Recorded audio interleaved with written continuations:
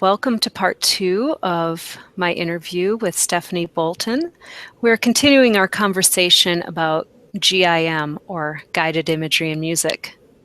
So, where we left off was you were speaking about how important it is for a person who wishes to receive GIM to receive it from someone who's trained. Right. Because music is more than what we hear. Because music affects us on so many different levels. And sometimes we're aware of that, and oftentimes we're not. And so it's really important to have someone who has been trained, who has gone through the GIM training process. Because part of that process requires us to learn intimately these playlists and these pieces of music. And not only do we learn the music, but we learn how to apply it, and what to do when unexpected things come up, when you can't put the lid back on. Sometimes that's more difficult than others. And the training involves a lot of learning about what to do in those situations, how to handle different kinds of reactions to the imagery experience, how to manage that, what our role is as the guide or the therapist, what part we play, because we also view the GIM session as there are 3 people involved, or 3 personas. There's me, there's the client, and then there's the music. And the 3 of us have to work together to accomplish things. And so really the unknown variable in that is what happens for the client. Because yes, I can choose to put on the grief program, but for as many clients as there can be that many different reactions and responses to that. And I could play the same program for the same client, for weeks on end and get a different reaction every time. Because the music acts on us and with us wherever we happen to be. And if we are continually growing and changing and evolving beings, then the music will interact with that differently than from who I am today to who I am next Wednesday to the Wednesday after that. It'll have a different effect based on where I am and what I'm doing and what I'm experiencing and everything. So that's the unknown variable that even as the guide with years of experience, I can never predict what will happen or what will come up for my client. I can make perhaps an educated guess, as I think all of us do as music therapists. We plan our sessions and think, well, these are the goals I want to accomplish, and I'm going to use these songs to accomplish that. And I think that will work for my client. But there's always that unknown variable and that we can't predict. And that's part of the beauty of music therapy.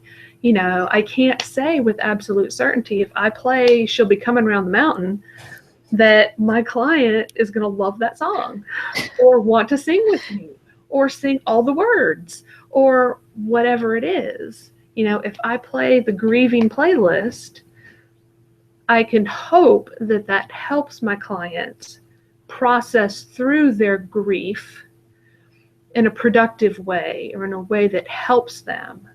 But I don't know that for sure. And they don't know that for sure.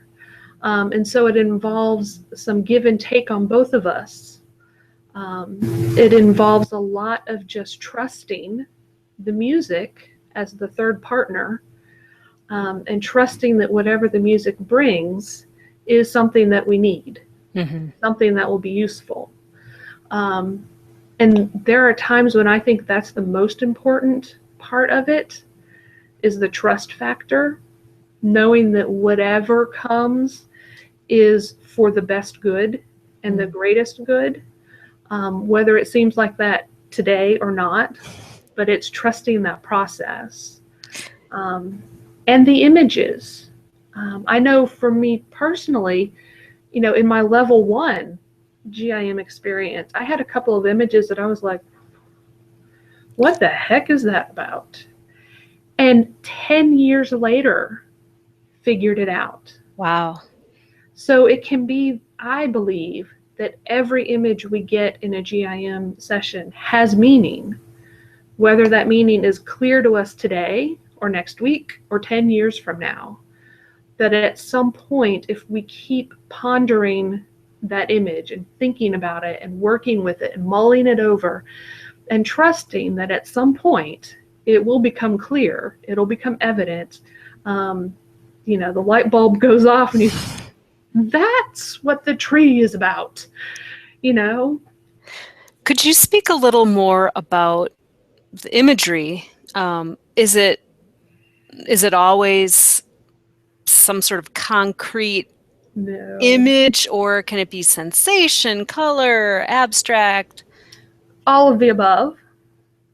And I tell that to my first time clients. I'm like, most people, it's like having a waking dream, and you see the movie, you're part of the movie, you see the images and it's all visual. For most people, that's their experience. They see things. For some people, it's, you just might see colors. It's like a kaleidoscope of different colors. Some people feel changes, sensations in their body, whether it's heaviness or a lightness or a temperature difference. Sometimes there's that kind of experience. Sometimes people don't see, feel like bodily anything, but they'll feel emotions. So it might just be that they spend the whole time traveling and say, yeah, I don't see anything, I don't feel anything. It's just, there's a sense of sadness here or a sense of joy here, but that's all I got. And sometimes the imagery experience is all of those things in the same travel. It really just depends on the person, I think, how open they are to different kinds of imagery, and sometimes how experienced they are at GIM. I find that the more often someone has a GIM experience, the more varied their experience is. So it might be that a beginning traveler only sees things, but someone who's been in GIM for years or has had multiple experiences will have some of those other, kinesthetic or body sensations at the same time. But it encompasses all of that, which I think is a wonderful thing, because it gives us so many different ways to interpret what it is. But I can also see that for clients who that may be a very new thing, that can be very disconcerting to them. And so I spend some time saying, look, this is all normal, all within normal limits. Nothing here is really out of bounds. But yeah, it can encompass all of that. We see what we're willing to see. Yes. And I think, our subconscious doesn't give us anything we're not ready for. It can give us things that we may not understand, and give us things that require us to do a lot of digging and a lot of work and a lot of polishing to figure out what is this beautiful gem that I've gotten today. And sometimes it comes to us, in a pretty setting, and it's a beautiful ring. We know exactly what that is. Other days it requires more work. But I believe that all of it is useful, and something is never more than what we can handle. Wow, what a journey you've taken.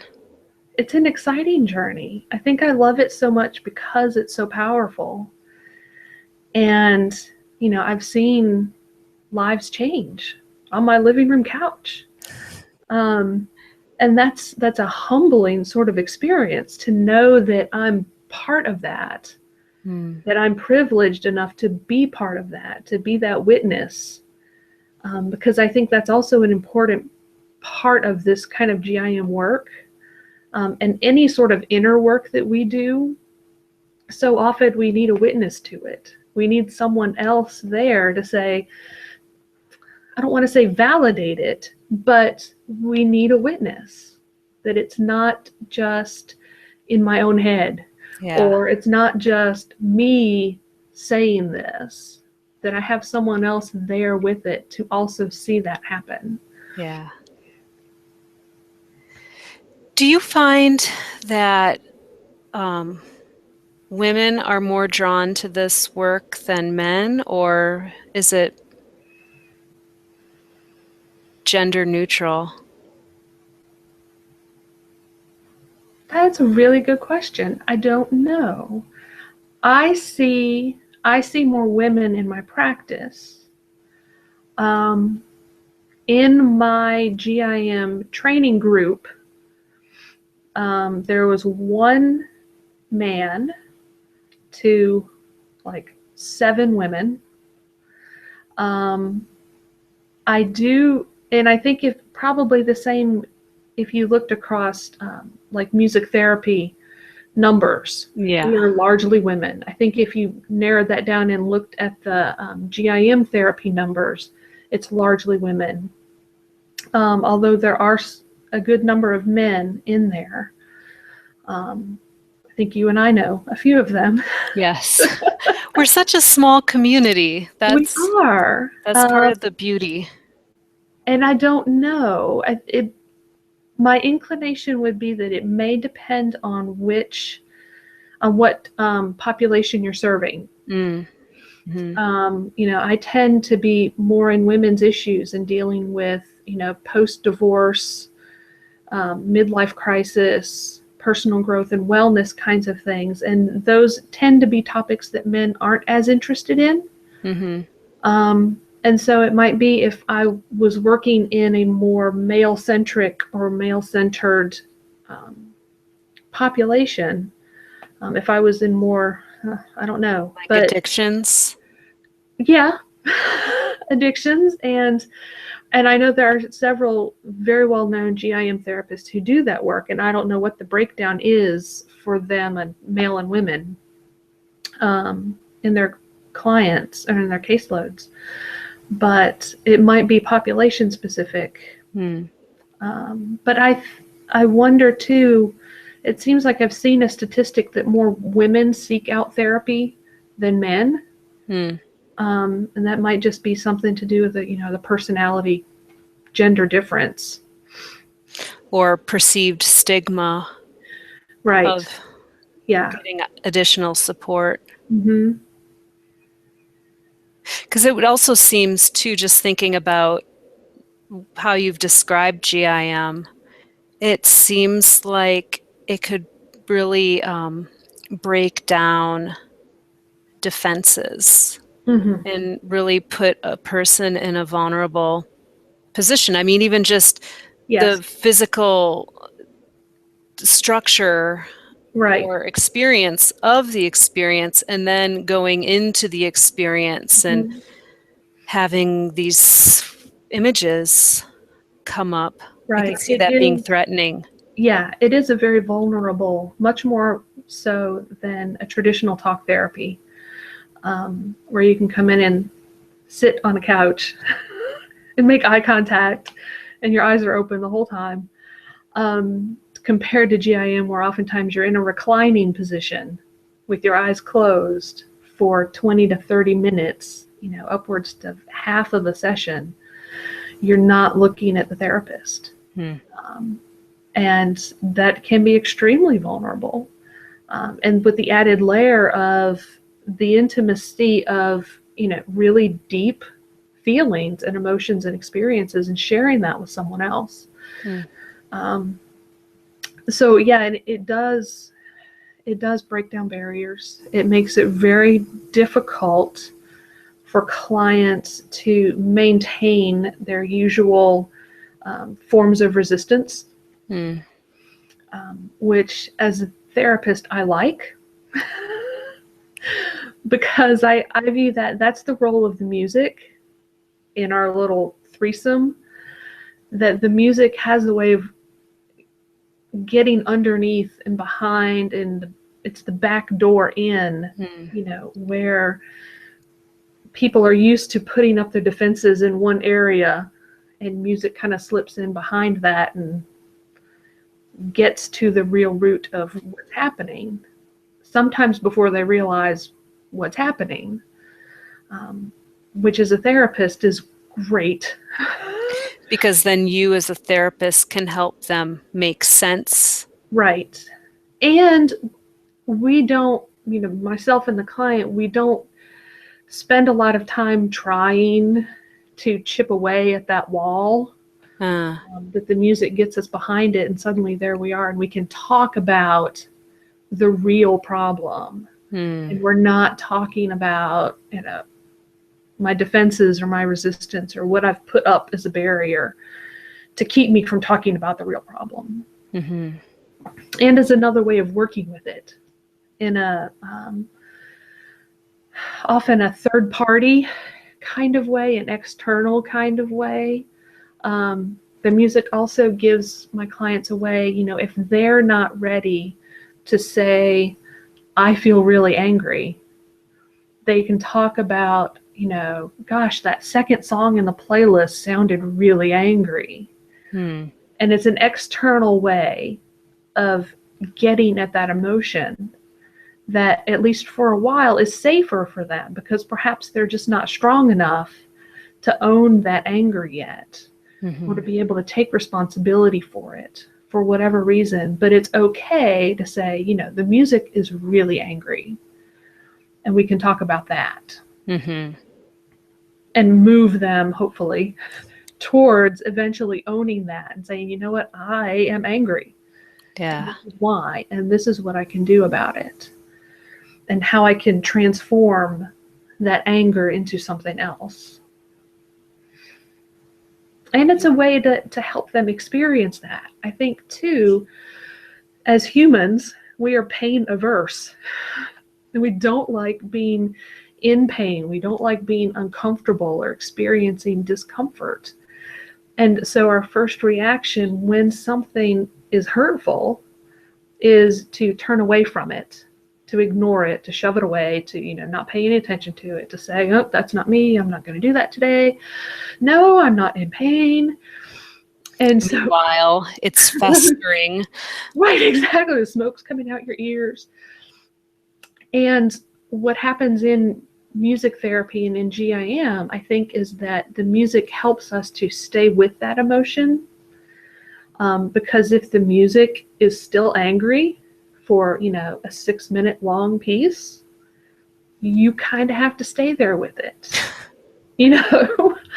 As the therapist, I'm not going to switch from, Mars from the planets Yeah. to, I don't know, Green Sleeves by Vaughan Williams just because you're uncomfortable. No, no. And Mars is, at least 4 minutes long. That's intense. Stay with it, right? And some clients, and I prep them for that. I'm like, I will ask you if you're having an uncomfortable or an intense moment. I'll ask you to stay there for as long as you can. And if you really can't handle it, or you really, really can't stay there today, then tell me, and we'll move on. But part of it is I also ask them to be as invested in that, Mm-hmm. because we're not going to, all of us, because we all have stuff, we're not going to make progress, we're not going to move forward in life if we don't deal with that stuff, and if we don't sort of sit in that anger or depression or sadness or whatever for as long as we need to fully process through it. We can't take a shortcut Yeah.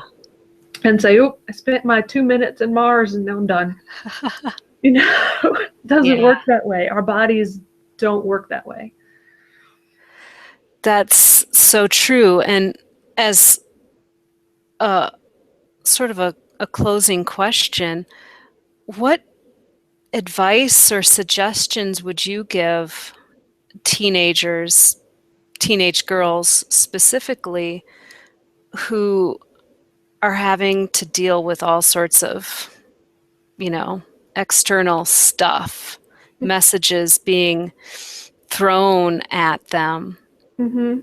What sort of suggestions would you have for them if they have a connection with music and are maybe looking for a healthy means of expressing themselves and empowering themselves? Yeah. Um, find your songs. I remember when I was a teenager, as I said earlier, I would have different songs for different emotions, different kinds of feelings, different situations. Um, back in the day, we made mixtapes.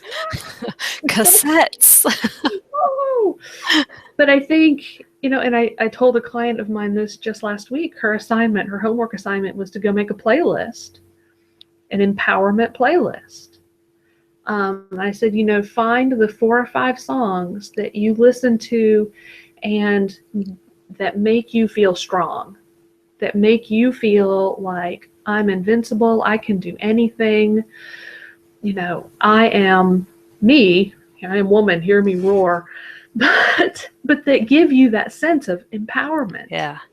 And I told her, I said, you may not feel that way today or tomorrow or next week. You may not feel that way when you listen to the playlist. But if you listen to it long enough, you, with a big capital Y, you will get that message. And you will start to internalize that message. And you will start to feel empowered and strong. And so that's actually what I tell a lot of my women clients, to do that, to find their songs. And even if you don't feel it today, know that, I have assigned that song to that emotion. So then when you listen to that song, okay, that's my power song, or that's my sad song, or that's that guy is a real jerk and he shouldn't have broken up with me song. Because we all need one of those. Yes. But there Yes, we are do. as many songs as there are out there. They can be assigned to different situations or different emotions. And I think that's a good way to start to deal with that. Otherwise, what are we going to do when the guy breaks up with us and he was a real jerk and suddenly we're heartbroken? And are we going to, it's not productive to sit and just wallow in that with nowhere to put it. Yeah. And so if we can put it to a song, that helps because that can externalize it. Plus we can listen to it over and over and over and over and over again. And, to some degree that sort of helps us get it out. It's an awful, awful analogy, but it's like squeezing a pimple. And sometimes, Perfect for teenagers. exactly, you just have to get that out. And I think sometimes those yucky emotions need to just be let out. And if we can do that in a way that's safe and healthy and productive, like assigning it to a song or a playlist, then that's a great way to go about it. Mm-hmm. Wonderful. Well, thank you so much. I Oh, it's enjoyed fun our to be here. Me too. I enjoyed our time together. It seems like a long time since we've done this. So, Yes. thank you so much again. And for those of you listening, this was part 2 of my interview with music therapist and uh, FAMI, fellow of the Association for Music and Imagery, member Stephanie Bolton. If you'd like to know more about her music therapy practice, she is with Healing Sounds Music Therapy in Huntsville, Alabama. www.musicandImagery, no, Imagery and music. imageryandmusic.com. And she's also the author of Diving Deeper, 30 Visualizations for Individual and Group Work. And that's available on Amazon as well as an ebook form through Music Therapy eBooks. So I encourage you to check it out. I have definitely used some of her scripts in work that I've done and presentations that I've given, and I've gotten great responses from that. So on that note, thank you for watching, and thank you for joining me again, Stephanie. Thank you. You're welcome.